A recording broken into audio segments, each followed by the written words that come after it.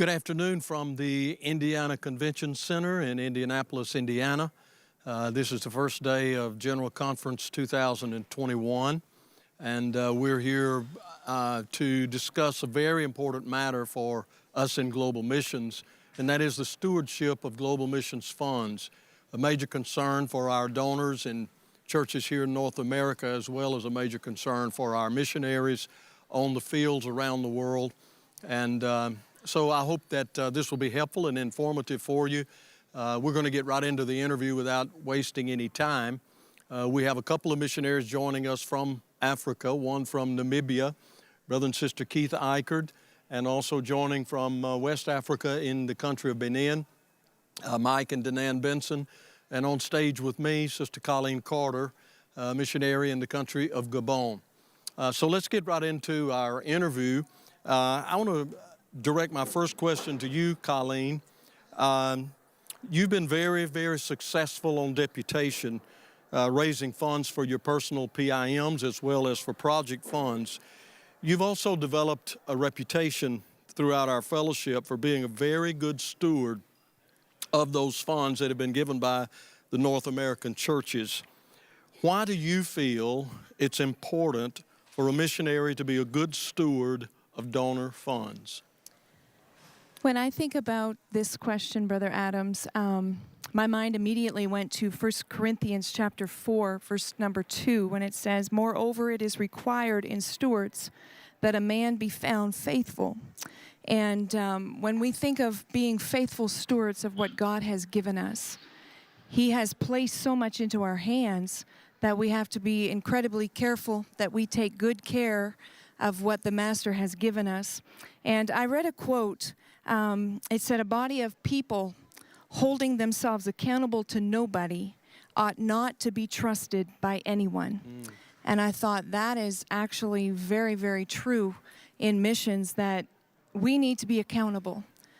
Accountability is paramount in what we do, and so we need to be very, very careful. And if we are accountable and hold ourselves accountable at all times, then we will become a much better organization, a much better people because of that.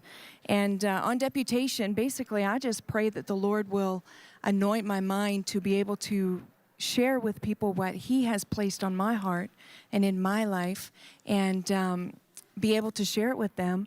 And so when He provides, I feel that as the steward of that provision, then I should be accountable to everyone for what they have given. And so I definitely am very thankful for my supporters, but definitely believe that accountability is paramount in proper stewardship. Thank you very much, Sister Colleen, and I wholeheartedly agree with you about the accountability factor. In fact, you know, good stewardship, good accountability, there's no reason to fear accountability if we've been a good steward of the resources that have been placed in our hands. Thank Absolutely. you for that answer. Brother and Sister Benson, good to see you all the way from West Africa. I trust that you're hearing me okay. You've built numerous churches in recent years. I'm talking about local churches there on the field where you labor.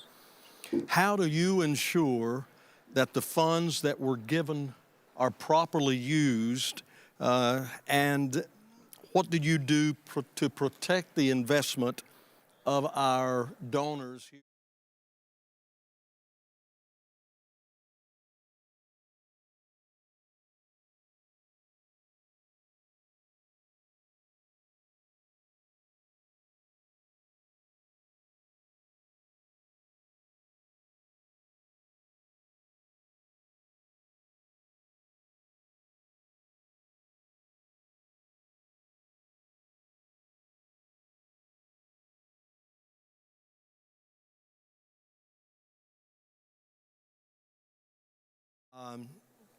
Could you address that just briefly from your perspective and from your point of view? Because I know that you've also been involved in building a lot of churches in your previous field of appointment in Ghana. What do you do to protect the investment of our North American donors? one of the things that comes to my mind when I think of that question, Brother Adams, is when people give funds, it's very, very important that we are careful with what they have given.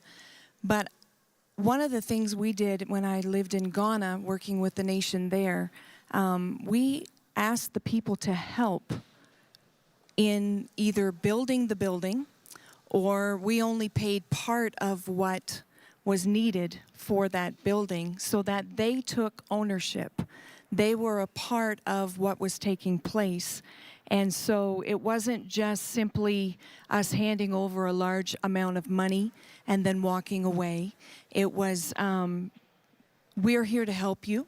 We're coming alongside of you to help you. And with that, I found that there was a much better result in the end, because the people took ownership of the building and they were a part of the process. And so funds would go a lot longer and a lot further with that. And in Gabon, we just had a very tremendous donation given for our Bible school, but the people did the work. And so they own that building. Yes, the funds were provided, and we are incredibly grateful for that.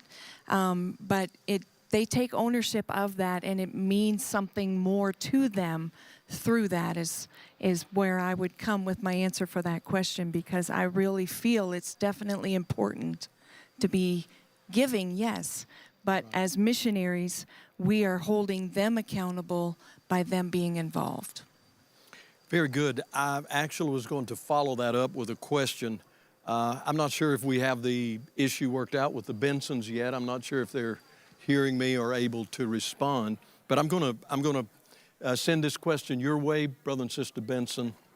Just a follow-up question. Okay, I'm a North American donor. I'm a North American pastor. I'm a member in a North American church. I give to a specific project. You come through on deputation.